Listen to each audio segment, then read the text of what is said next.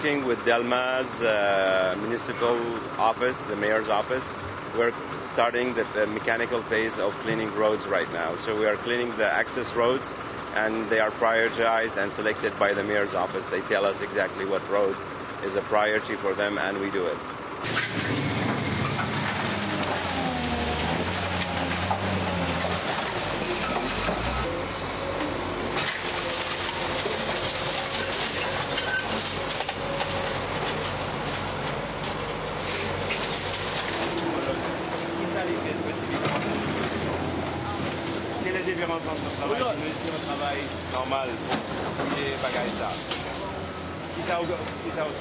The Haitian operators are learning by watching them so that they can go, because we are going to proceed in other municipal areas. We're going to work in Port-au-Prince, the Mairie de Port-au-Prince. We're going to work in the Mairie de Pétionville. We're going to work in the Mairie de Carrefour and Cité Soleil.